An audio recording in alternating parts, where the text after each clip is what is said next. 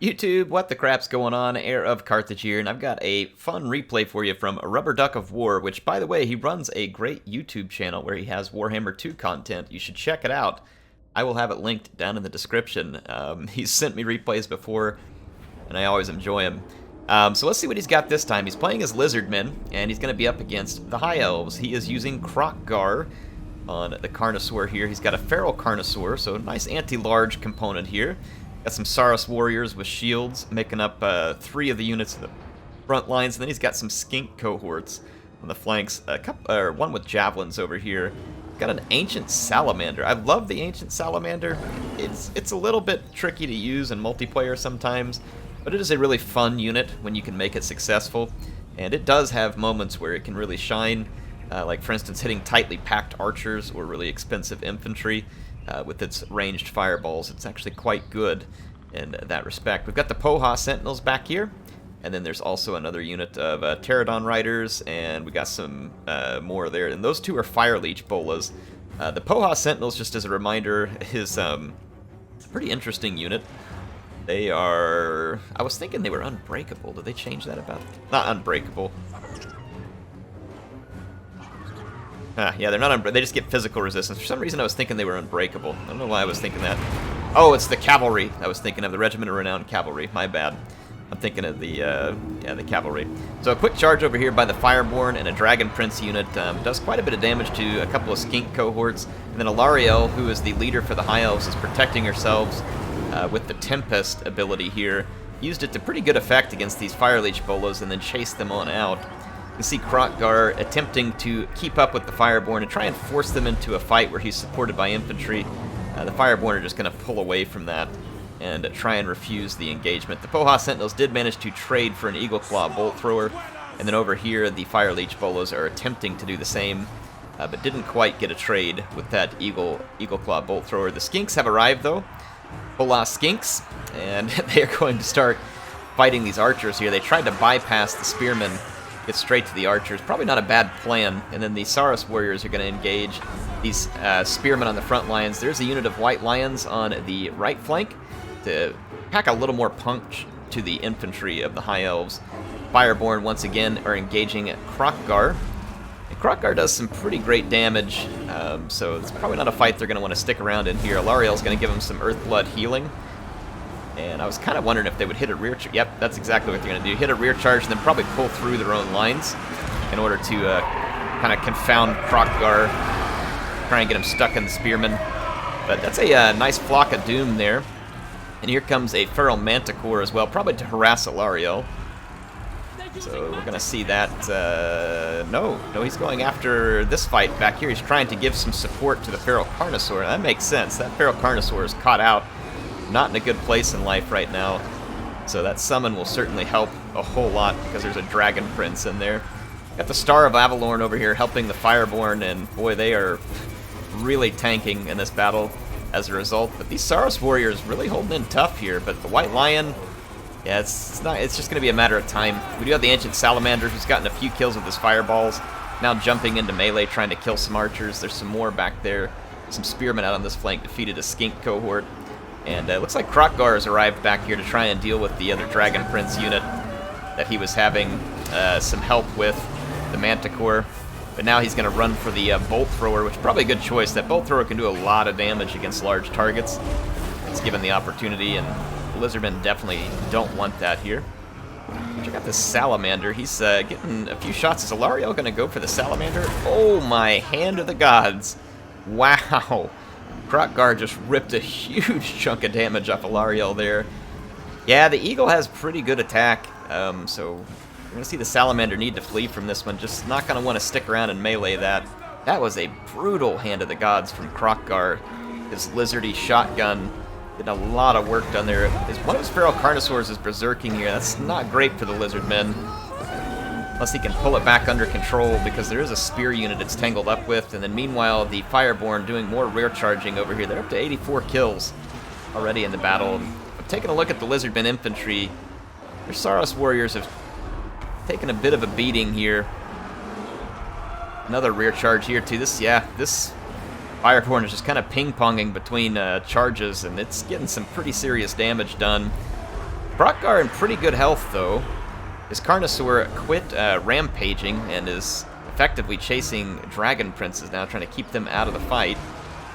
Looks like Kroq's trying to finish up some Spearmen. The Skink Priest is in the middle of a fight with these archers. Get some support from Kroq. Good idea to kind of move him away, let the Spearmen fight the Skinks. We get a second Manticore summon. See here, the Fireborn's still in really good health, all things considered. They've lost some models, but to be in this kind of health this late into the game, they are going to be a force to be reckoned with.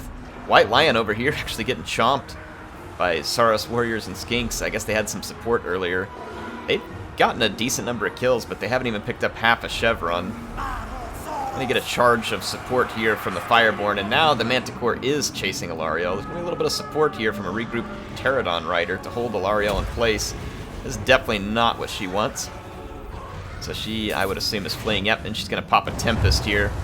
Tempest is a great spell to have on Alarielle if you figure you could run into potential flying enemies, and you don't necessarily want to tank up on like another Star Dragon or something to help protect her in the air. So I really like the use of the Tempest spell. I think it's something that the High Elves can use to their advantage, or I guess technically anybody who gets high magic, which would include the Lizardmen.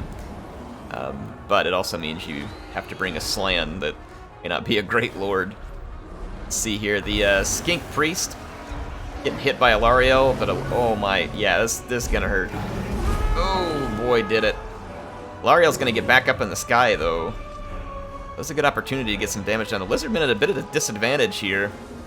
Let's kind of see what goes down next. They've got a, oh gosh. Ooh. The magic shotgun of the Slan in the hands of Kroq puts a brutal hit on Alarielle. Wow, Kroq. Youch. Well, Alarielle, that one's smarts. She's gonna be a little sore tomorrow after that. Yikes. That hurts. But, I mean, still, kind of an uphill battle here for the Lizardmen according to the power bar. For the High Elves, though, the leadership could become an issue with the Lord having routed. We'll see, though. There's just not a lot of Lizardmen units left. See the High Elves really pouring it on thick back here. The Lions are definitely better than anything left in a melee. The power bar just shifted a little. I don't know what made it shift. Oh, was it the terror route of the Fireborn? Oof. That is, okay, it came right back. You can see the power bar bounced right back there. That is terror routes. Yeah, there's, oh man. Yeah, 2 more. 3. Oh, the power bar. Yeah, it's shifted 4. More terror. Yep, that's it. Holy cow.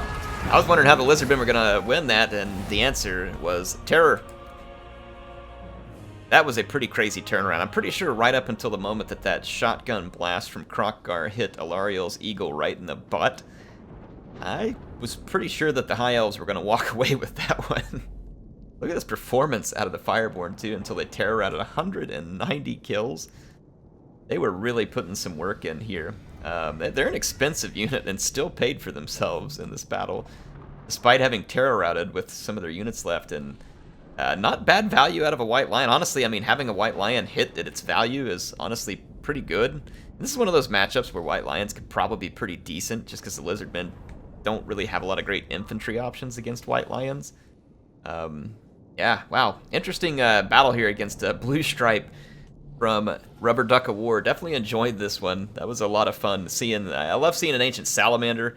Didn't get a lot of value out of it in this fight, but man, Kroq, holy crap, 35 damage value. And he is a pretty expensive unit, but he dealt it out. Good performance from the Carnosaur here. Let's check some of these other units. Not bad, actually, from the Fireleech Bola. Poha Sentinel, a lot of raw damage, not a ton of value on it, but pretty good raw damage out of that unit. Hitting at their weight class here with the Saurus Warriors.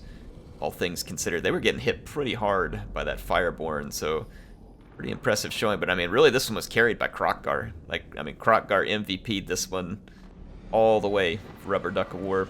Anyway, great game to both players. Appreciate RubberDuckofWar submitting it. Like I said, go check out his YouTube channel. And whether it's me or him or anyone else, if you are wondering how to support the YouTubers out there right now, interact with their video. Leave him a like, leave him a comment. Like I said, if you go to his channel, comment. Tell him something about the video.